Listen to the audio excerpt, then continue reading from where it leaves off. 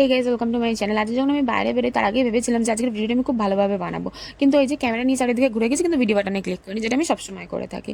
আজকে ছিল আমার এক বন্ধুর বার্থডে। ওর বার্থডে সেলিব্রেশন করতেই ক্রিন্স থেকে একটা ছোট্ট কেক নিয়ে আমরা চলে এসেছিলাম গঙ্গার ঘাটে। ওর সাথে আমার ফ্রেন্ডশিপ প্রায় 13 বছরের। এখানে ওর গার্লফ্রেন্ডকে আমি বললাম যে তুই কেকটা সাজা, নাহলে আমার এইটুকুনি ভিডিও ফুটেজও নেওয়া হবে না, আর আমি ভিডিওটা বানাতেও পারবো না। এখানে ও কেকটা রেডি করছিল, আর ব্ল্যাক শার্ট পরে যে ছেলেটাকে তোমরা দেখবে ওরই বার্থডের দিন ও খুব ব্যস্ত থাকে, কারণ সব জায়গা থেকে সবাই কেক কাটতে থাকে, কাউকেই না বলা উচিত না। আর আমাদের চলছিল সব বন্ধুদের শ্রাবণ, তাই আমরা পার্টি করতাম না, সেই জন্য জাস্ট কেকটা কাটা হতো আজকে জন্মদিন বলে। নাহলে এইটুখানি স্মৃতি তো রাখার দরকারই আছে যে হ্যাঁ জন্মদিনের দিন কেকটা কাটা হবে। বাকি সেলিব্রেশন পার্টি চার্টি সব করার জন্য সারা বছর রয়েছে।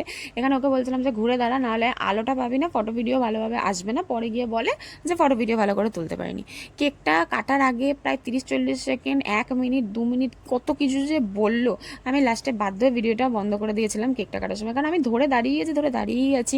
যারা বন্ধুদের সাথে মেশো তারা খুব ভালো করে বুঝতে পারবে যে কী কী বলতে পারে, কী কী হতে পারে। সেখানে ভয়েস ওভার দেওয়াটাই আমার মনে হয় যে খুব ভালো।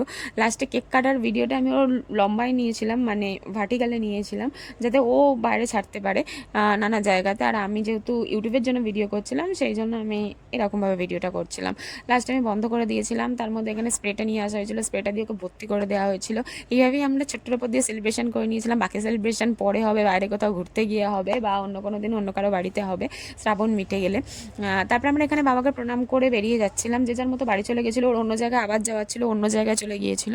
তারপর হঠাৎ মনে হলো একটুখানি রাত্রিবেলা হয়েছে, নিস্তানি কালীবাড়ি যাবো। নিস্তানি কালীবাড়ি গিয়ে দেখছি গেট বন্ধ, ভিতর দিয়ে আমরা ঢুকেছি, কিন্তু মন্দিরও বন্ধ। এই অন্ধকারের মধ্যে তাই ছোটো ছোটো ফুটেজ নিয়েছিলাম আমি।